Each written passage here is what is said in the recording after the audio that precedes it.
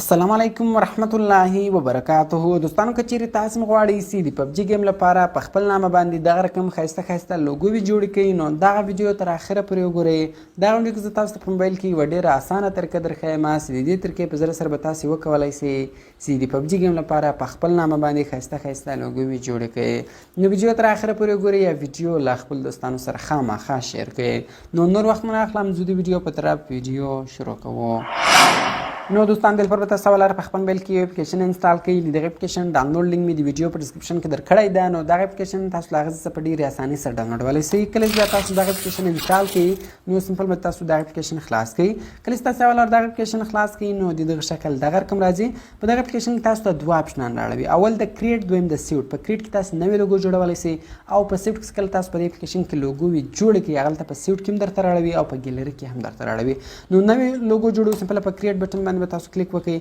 کله چې تاسو په کریټ بټن باندې کلیک وکړئ ګوره دغه ټولې جوړې سوي لوګوې دي. نو اوس مې هره لوګو راخیستله سمپل په هغه لوګو باندې تاسو کلیک وکړئ. مثال زه په دې کې دغه لوګو راخم یا دغه لوګو راخم، سمپل به تاسو په هغه لوګو باندې کلیک وکړئ.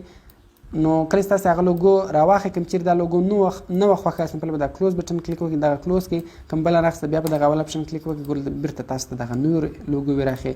نو دا لوګو مثال راخیسته، دا لوګو تاسو دلته راواخلئ. نو دا زه نه غواړم، دا ما هلته کلوز کړئ، زه دا لوګو جوړوم. نو دغه رقم په دې کې بل اپشن ده بیکګراوند. په دې بیکګراوند څخه تاسو کلیک وکړئ. ګوره په دې کې بیجي ګیلري په دې څخه تاسو کلیک وکړئ. له موبایل څخه تاسو دلته بیکګراوند ورته راخیستی سئ او په بیکګراوند څخه تاسو کلیک وکړئ. په دې کې الریډي بیکګراوندونه پراته دي. دغه بیکګراوند ګوره دلته تاسو ورکولی سئ، دا مې نه خوښ بل مې ورکوئ. نو سمپل په دا بل بیکګراوند باندې تاسو کلیک وکړئ. دغه رقم دوستانو په دې کې په بیکګراوند کې موږ سره جوړ سوي لوګوې دي. ګوره دغه ټولې جوړې سوي لوګوې دي.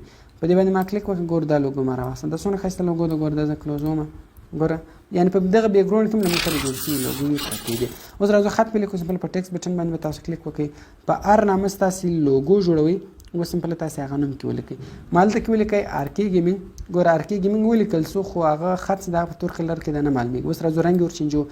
څلورم اپشن د سټرینګ، په دغه سټرینګ څخه تاسو کلیک وکړئ. په کلر بټن باندې به تاسو کلیک وکړئ.